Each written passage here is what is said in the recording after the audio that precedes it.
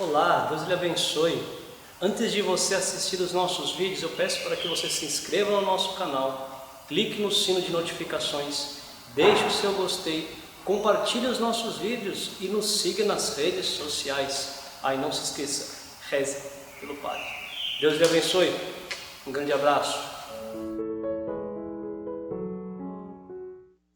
Santo anjo do Senhor, meu zeloso guardador, se a ti me confiou a piedade divina, sempre me rege, me guarde, me governa, me ilumine. Amém. Iam então os dois discípulos para o povoado distante 11 quilômetros de Jerusalém. Vamos colocar aqui, eu não sou muito bom de caminhada, mas se a gente for colocar aqui 11 quilômetros, deve dar umas 4 horinhas a pé, caminhando, umas 5 horinhas caminhando. Eu não sou o nível atlético aqui, mas eu consigo fazer 1 quilômetro uns 40 minutos, eu acho, viu? Pois é, vamos lá, vamos colocar aqui umas 5 horinhas eles caminhando, umas 5, 6 horinhas caminhando, vão conversando e tempo vai, né? Umas 5 horinhas de viagem, eles iam andando e conversando, lógico, conversando sobre o quê? Sobre a morte de Cristo, que eles acabaram de viver, sobre tudo aquilo que estava acontecendo. E agora, é interessante, primeiro parênteses que eu abro aqui, né? É interessante como nós somos capazes de conversar, sempre conversar sobre os acontecimentos e conversar sobre os acontecimentos num clima de desgraça, né? É interessante, eu pensei que fosse só eu, né? Mas eu vejo que todo mundo tem essa capacidade, né? Nesse tempo que nós estamos vivendo, por exemplo, o tempo do vírus, você vai em qualquer lugar, tempo do vírus, tempo de política meio conturbada, em todo lugar que você vai, é discussão, e ainda não é discussão de forma afirmativa, nunca de forma esperançosa, é sempre, meu Deus, que desgraça está acontecendo com o nosso Brasil, com o mundo e não sei o que. É interessante, os discípulos de Emaús tinham acabado de sofrer, eles estavam ali desgraçadamente, meu Deus, e agora? O que aconteceu? Não tinha mais motivo para falar, não tinha, né, juntou os dois e começaram ali a reclamar, tudo o que estava acontecendo, começaram a falar ali em clima, botando suas razões, tudo em clima de pessimismo. Puxa, que tristeza. E nenhum dos dois, ninguém levanta o outro, né? Ninguém dá moral para o outro, ninguém olha com um olhar de esperança.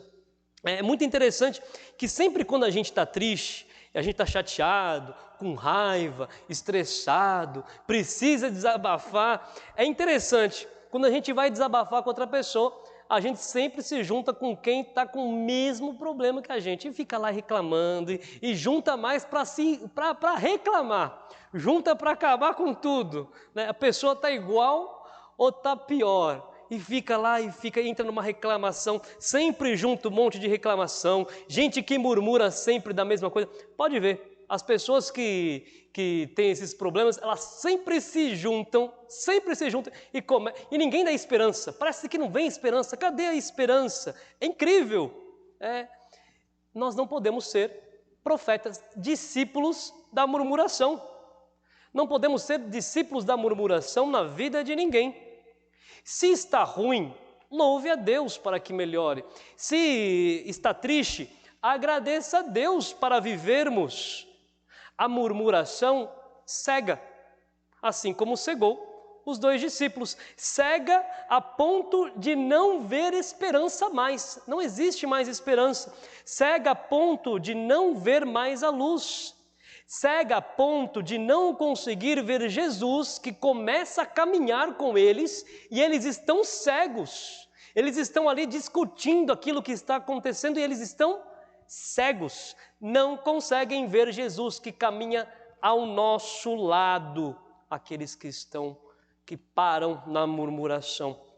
Papa Francisco, ele nos diz o seguinte, existe aqui nesses dois, eles estão cegos, e quando a gente fala que é cego, né, é porque eles perderam a vista, é uma cegueira espiritual, eles estão cegos interiormente, fecharam os olhos para o espiritual. O Papa Francisco, ele nos ensina que a cegueira espiritual, a cegueira do espírito, nos impede de ver o essencial. Ele fixa o olhar no amor que dá a vida. Aliás, ele nos impede de fixar o olhar ao amor que dá a vida. E aos poucos ele vai nos levando a deter-se no que é superficial, nos deixa invisíveis, olhando apenas para o próprio ego. Ele nos torna cegos, amortecidos e fechados em nós mesmos, sem alegria e nem verdadeira felicidade. Jesus aparece para os dois e pergunta o que está acontecendo, e os dois com olhos tristes. Imagina a figura dos dois olhando, né? Você não tá se ligando o que está acontecendo, a desgraça que aconteceu lá em Jerusalém esses dias? Você não está entendendo? O que você está fazendo da vida que você não está entendendo o que está acontecendo? Imagina eles falando para Jesus desta forma. E Jesus assim, o que foi? O que aconteceu? Veja a conversa. Humanamente, eles totalmente tristes, sem perceber, sem expectativas. Aliás, as expectativas deles eram terrenas. Olha a conversa deles. Nós esperávamos que ele viesse libertar, mas viesse libertar do jeito deles, como eles pensavam, como eles queriam. Pararam na expectativa terrena, morreu, acabou. Pararam na expectativa terrena, como eles pensavam, não foi do jeito que a gente queria. A gente queria um rei que viesse com glória, um rei que viesse com força, matar todo mundo, acabar com a pobreza, com a fome. Agora vai acabar com o mal. É este o rei que eles esperavam. E às vezes nós colocamos expectativas demais naquilo que é terreno. Aí nós nos frustramos. Nós ficamos desanimados quando não acontece do nosso jeito, quando não está acontecendo nada daquilo que a gente acha que deveria acontecer. As expectativas caem, expectativas falsas, né? Assim como os discípulos colocaram, expectativas falsas de Jesus. Tem muita gente que vem à igreja, que busca Deus, que busca Cristo, que busca a missa somente para ficar de boa, para encontrar um certo prazer, para se sentir bem num lugar, coloca expectativas falsas, reza não para confiar que o melhor Deus fará, mas reza já colocando a sua intenção para que tudo aconteça conforme eu quero, e se não acontece conforme eu estava pensando, como eu queria, vira logo um profeta da murmuração. Vira um discípulo da murmuração. Não perca tempo, cego, achando que as coisas acontecem do nosso jeito. Ficamos tão cegos que a inteligência fecha. Ela se fecha, a inteligência se fecha. Veja que interessante, Jesus, na hora, imagina, se fosse eu falando, mas foi Jesus falando, como sois sem inteligência e lentos. Imagina isso, né? Para quem não entendeu, Jesus ele falou assim, como sois burros, vocês são burros, né? Como sois sem inteligência, como sois burros, vocês não estão entendendo o que está acontecendo, seus lerdos, lentos, como sois sem inteligência e lentos. Vejam, nós não podemos ser também assim, deixar que a cegueira espiritual feche a nossa inteligência, nos deixe cegos, que nós perdemos a inteligência. É difícil para aquele que é cego espiritual sair da cegueira espiritual. É algo, porque a cegueira espiritual, como disse, não é uma doença física que a gente perdeu a visão, mas muito pior do que isso, é uma cegueira que nós mesmos colocamos em nós. Nós escolhemos fechar os olhos, a gente escolhe ficar cego. Esta é a cegueira espiritual. Eu não quero ver, Jesus está do meu lado, caminhando comigo, mas eu não quero ver. Jesus Cristo, após ver isso, ele começa a ensinar de novo. Começa a ensinar tudo de novo. Tudo aquilo que eles viveram a vida com Cristo, ele começa a ensinar tudo de novo. Imagine, se fosse no nosso tempo, seria assim: ó, você quer que eu desenhe? Você quer que eu desenhe? Jesus só faltava ele falar assim: você quer que eu desenhe? Para você entender? Ele começa a ensinar tudo de novo, novamente, e passa desde o Antigo Testamento e vai contando toda a história. E mesmo assim, mesmo Jesus contando tudo, passando tudo, ponto por ponto, eles ainda não compreendiam, eles ainda não entendiam. Eles sentiram o ardor, não ardia o nosso coração quando Cristo nos falava, não ardia o nosso coração, mas ainda eles não haviam se dobrado. Meus amigos, a voz de Cristo, ela precisa arder em nosso peito. Ela é a única que pode quebrar, ela é a única que pode dar visão novamente, nos dar a visão espiritual. A voz de Cristo, ela deve arder em nosso peito. A ressurreição de Cristo, ela deve arder em nosso peito, dar esta vida nova, nos dar um rumo novo, trocar as nossas vestes velhas, nos deixar inflamados. A ressurreição de Cristo deve causar algo em nossa vida, deve nos mudar. Se nós não mudamos com a ressurreição de Cristo, vamos ficar cegos. Precisamos mudar com a ressurreição.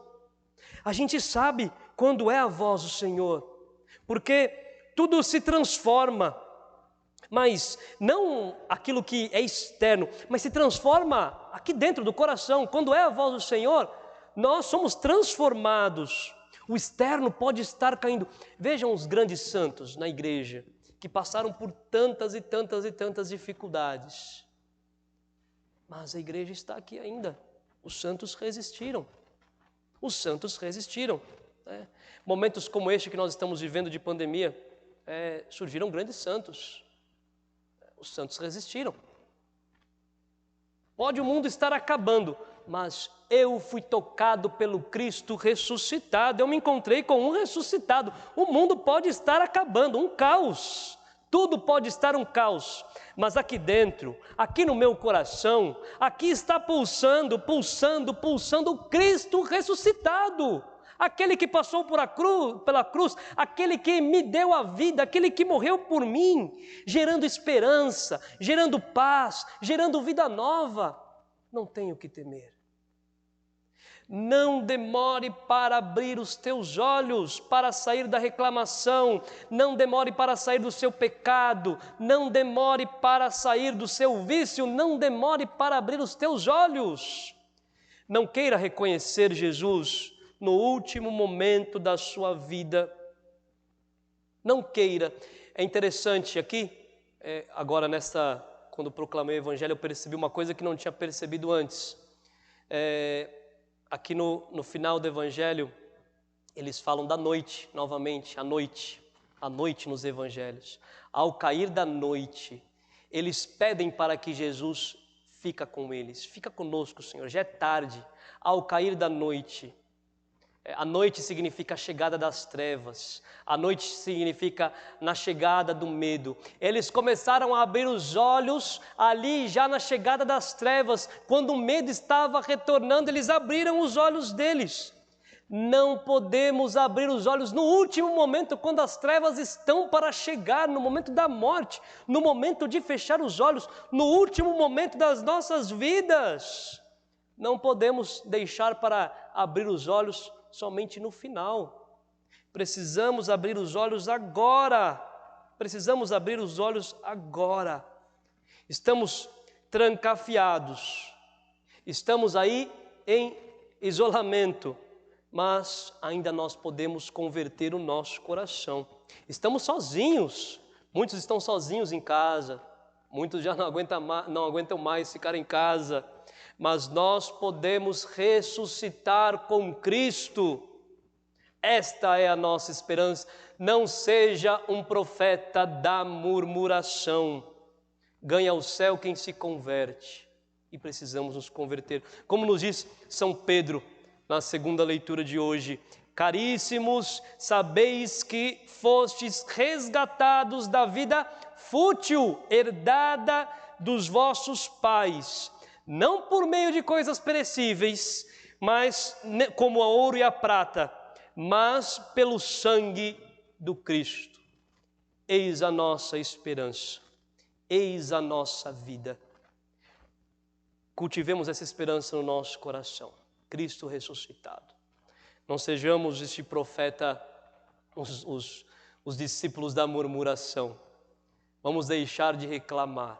Vamos esperar no Cristo. Não espere que Cristo apareça na tua frente e fale assim, ó, vou desenhar para você entender, eu morri e ressuscitei por você. Não, você já sabe. Não somos sem inteligência, mas sabemos. Sabemos aonde nós firmamos os nossos passos. Sabemos onde nós colocamos a nossa confiança. Sabemos de que sangue nós somos lavados. Sabemos onde nós somos batizados. Nós sabemos. Vamos pedir esta graça, que a ressurreição de Cristo tire a nossa cegueira, abra os nossos olhos, nos dê vida nova, nos dê uma nova esperança. Louvado seja nosso Senhor Jesus Cristo, para sempre seja louvado.